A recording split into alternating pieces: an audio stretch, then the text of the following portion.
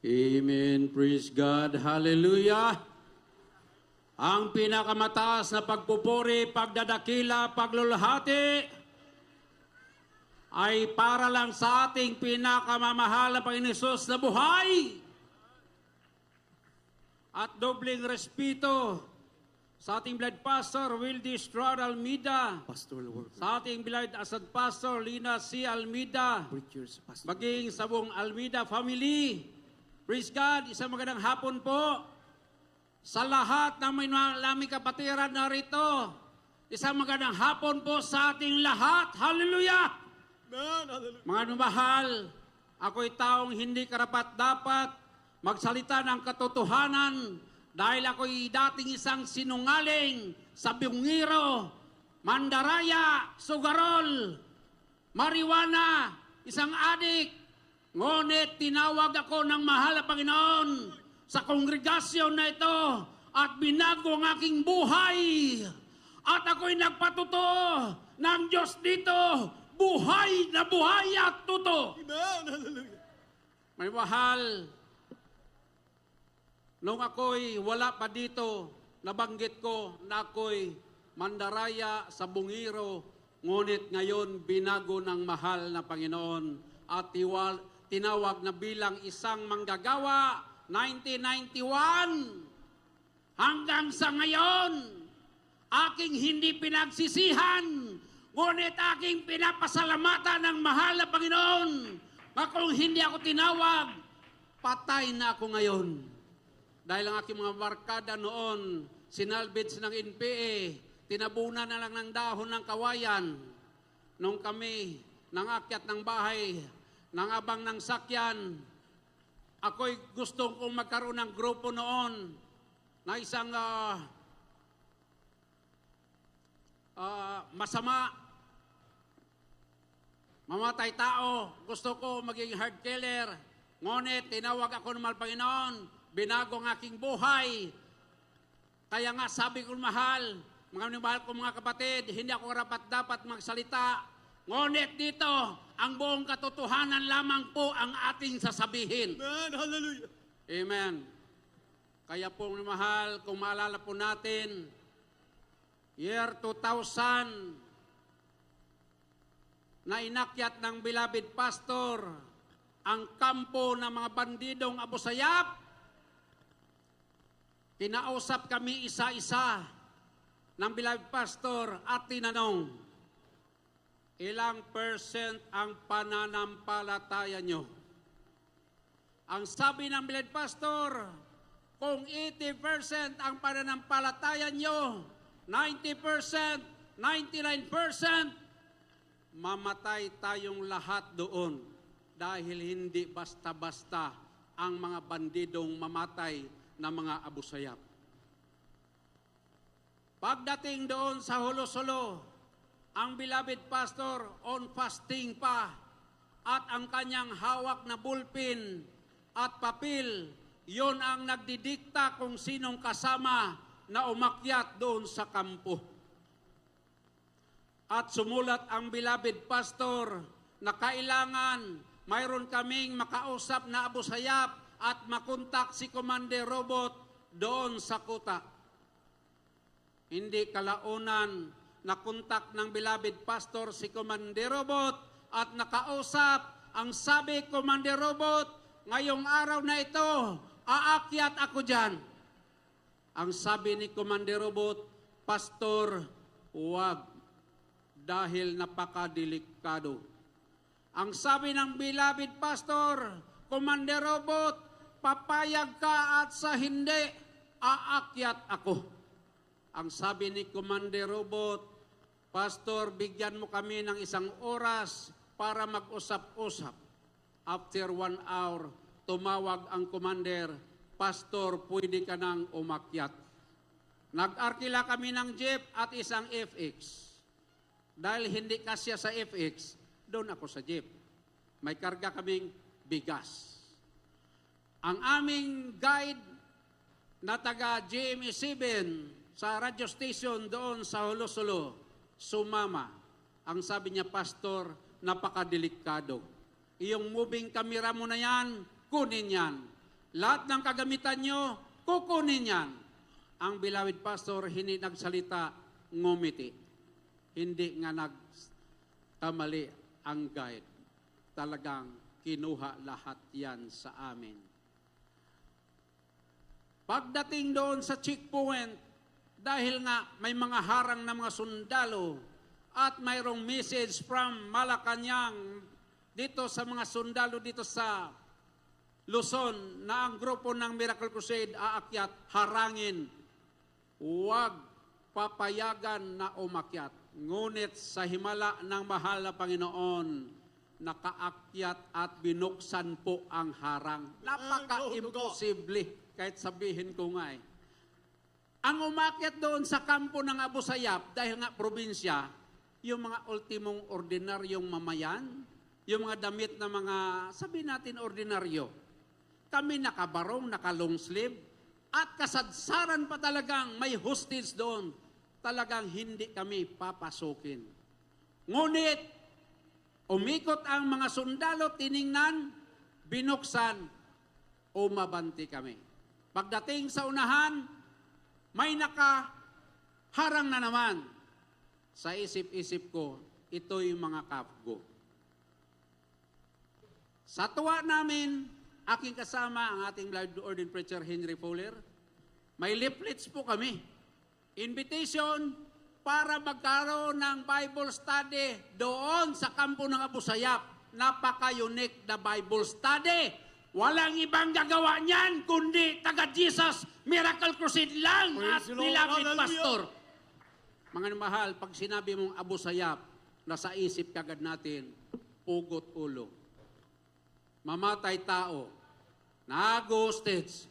Ngunit ang pakay ng beloved pastor, ipakita ang tunay na pag-ibig sa buong mundo na ang Jesus Miracle Crusade ay tunay na Diyos narito. Ang sabi ng aming guide, Brad, huwag mong bibigyan yan, mga busapyan. Sa tuwa namin, pinamimigyan namin hanggang sa bubong dahil humakyat na po sila. Hindi kalaunan, nilipat kami sa 6x6 na truck dahil hindi kaya ng jeep pumasok sa kabundukan. Umakyat na kami doon at isa-isa kaming inalalayan dahil kami nga on fasting pa. Ang aking makasama, naka 40 days, pataas, walang kain-kain. Ang beloved pastor, almost 2 months na walang fasting. Kaya ako napasama upang mag-alalay. Magbitbit ng mga gamit, mga instrumento. Kaya aming dala ng mahal, battery, ang aming dala. Cortina, leaflets, megaphone, amplifier, speaker. Dahil ang pakay ng Bled Pastor, himukin ang mga Abu Sayyaf at ipag-pray ang lahat ng mga hostage. Napaka-imposible. Imposible kaming makauwi. Lalo na kung imposible kaming makauwi na kumplito. Dahil nakauwi po kami ng kumplito.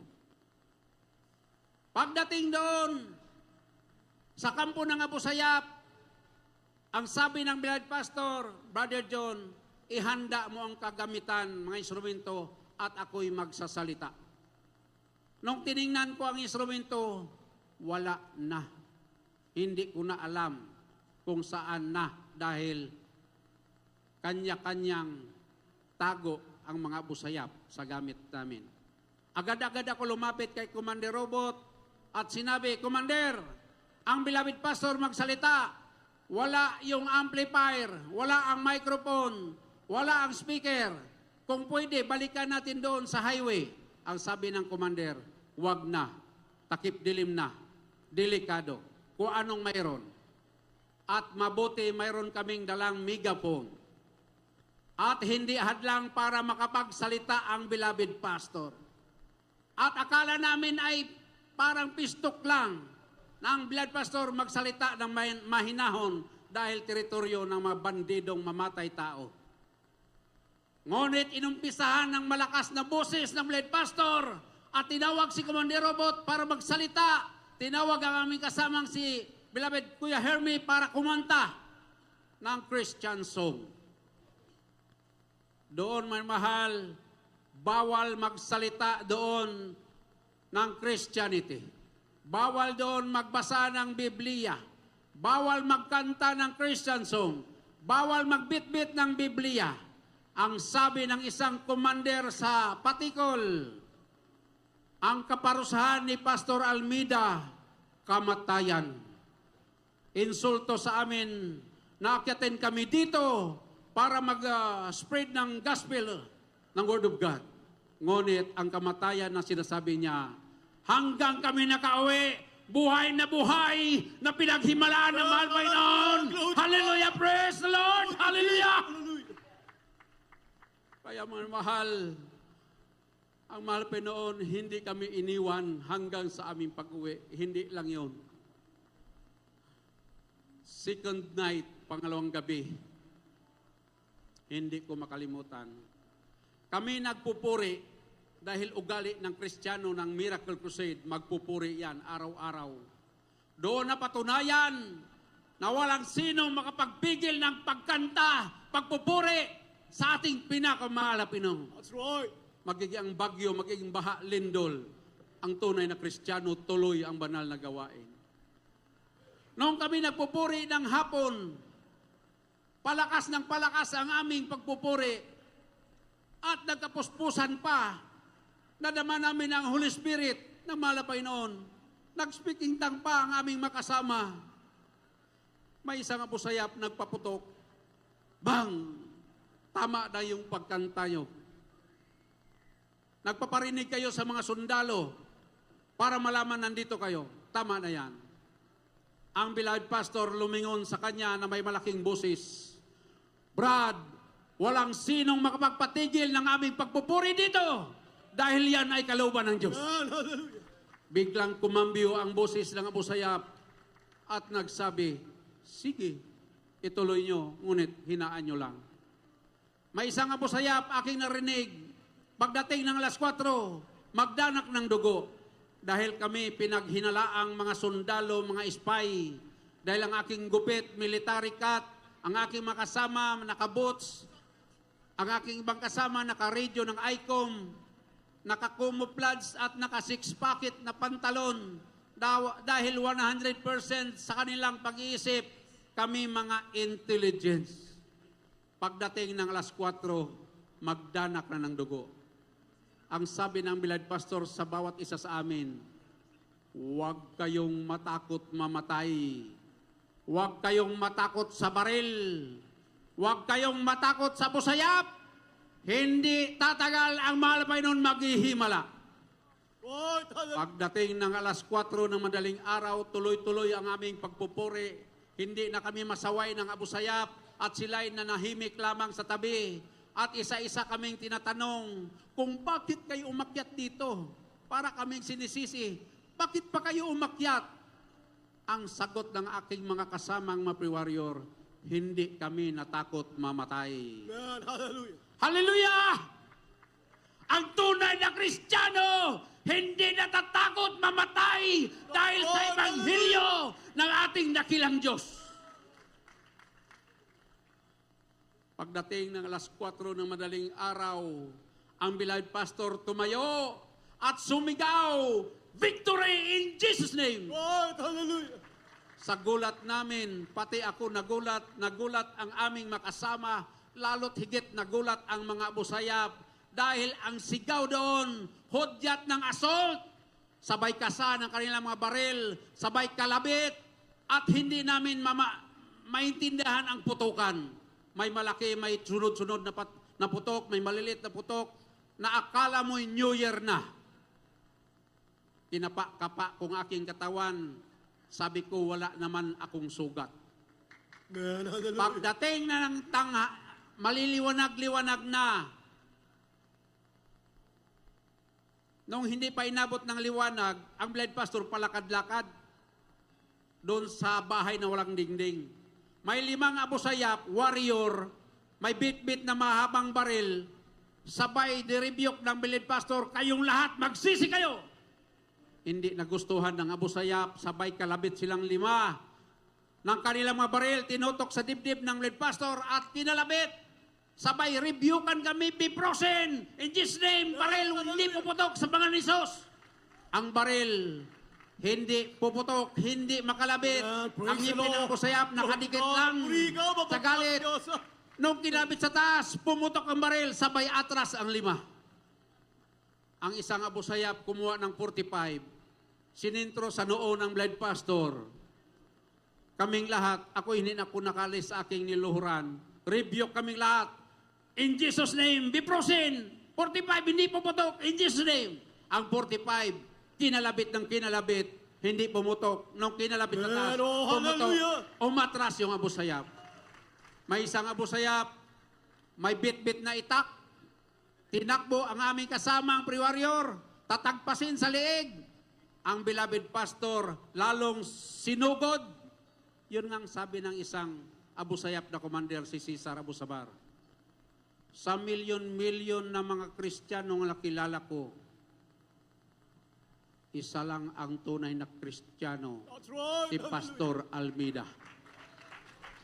Walang kinakatakutan. Magiging ang baril, mga bala. Magiging ang itak. Sinalubong ng beloved pastor, be frozen in Jesus' name. Ang itak, sa haligi niya tinaga at sabay takbo. Amen. Hallelujah. Pagdating ng liwa-liwanag, doon na ang mga busayap lumapit isa-isa sa amin. Brother, pastor, pasensya sa nangyari kanina. Nagulat lang talaga kami. Pasensya na. Ngunit, brother, pastor, grabing power nyo. Hindi kayo natablan. Hindi kayo naputukan. Kami hihingi at labanan namin ang gobyerno. Sabi namin, isang ordinaryong tao lang kami, katulad nyo. Ngunit may Diyos na makapangyarihan sa lahat, Hallelujah. naming tinatawag dito sa Jesus Miracle Crusade, ang mahal na Panginoon, makapangyarihan. And glory to Jesus. Hallelujah. Pinakita nila ang kanilang mga anting-anting na bato sa kanilang tagiliran na malalaki, may puti, may maliit. Yun daw, hindi daw sila matablan. At si Commander Robot, tinawag na Commander Robot, dahil pag-assault, pag-gira, hindi daw yan mag-drop, nakatayo lang at nagpa-fire. Hindi daw matablan. Ngunit nung no man's land, ang Commander Robot nakakubli sa likod ng beloved pastor. Hallelujah! Nakakubli ang Commander sa likod ng beloved pastor at humingi ng panalangin. Amen. Ang sabi niya, Pastor, pwede ba ako makahingi ng prayer? Nung unang gira yon, nilaktaw ko lang patuto ko. Ang beloved pastor tumango. Time ng araw na yan na nag-declare ang military ng no man's land, nag-declare ang dating presidente ng no man's land, walang sinong salang patayin doon sa lugar na yon. Kasama na rin po kami, ang grupo ng Miracle Crusade. Sa 2 linggo naming paglakad, araw at gabi. Grabing encounter doon. Ngunit sa aming lugar, wala. Nilalaglagan kami ng bomba ng helicopter. Ginigira kami ng 50 caliber. Nilaglagan kami ng bomba ng double body, ng ubitin at tura-tura. Ngunit sa himala ng Malpainon, walang napinsala sa amin, magiging sa aming mga kasamang abusaya. Ang mga bahay doon, kundi hati ng bala, sunog sa sobrang lakas ng puwersa ng sundalo. Laktawin ko na ang patuto ko. May isang bahay po doon naming naabutan, puno ng abusayap sa taas at baba. Ang sabi ni Commander Robot, ang lahat ng tao sa ilalim ng bahay, mga abusayap, umalis kayo dyan, at itong mga haleluya, dyan natin ilagay. Manimahal, so doon kami sa ilalim ng bahay. Ang sabi ng aking isang kasama, Kuya John, sama ka, mag-igib tayo ng tubig dahil may kalayuan. Ang sabi ko, kayo na lang. Pag emergency, ang beloved pastor, walang kasama. Dahil kami palit-palitan magbuhat sa kasadsaran ng gera. Nang aming nakita ang helicopter na pakalayo, sabi ko, malayo pa yan. Sa sobrang init ng tanghaling tapat, Nagpapaypay kami doon, kasamang mga busayap. Namalaya namin ang helicopter palapit ng palapit at binubumba na kami. Mga mahal, hindi lang helicopter, nandun na yung double body, tora-tora, ubitin, nilaglagan na kami ng bomba, nang sabi ko nga, isang hulog na lang, pulbo na kami. Ang sabi ng mga busayap, umalis na kayo dyan, mamatay na kayo. Ngunit, ang sabi ng lead pastor, walang aalis. Itaas ang kamay, magpuri sa Malbaydong! Amen. Hallelujah. Kaya walang bomba na pumutok doon sa amin, sa lugar namin. Kaya isa lang masabi ko, mahal, ang Diyos dito sa Jesus Marcosid, tunay at totoo. Amen. Hallelujah. Kaya lahat ng pagpupuri, pagpapasalamat, pagdadakila ay tanging sa ating dakilang Diyos na buhay po lamang. Ating po palakpakan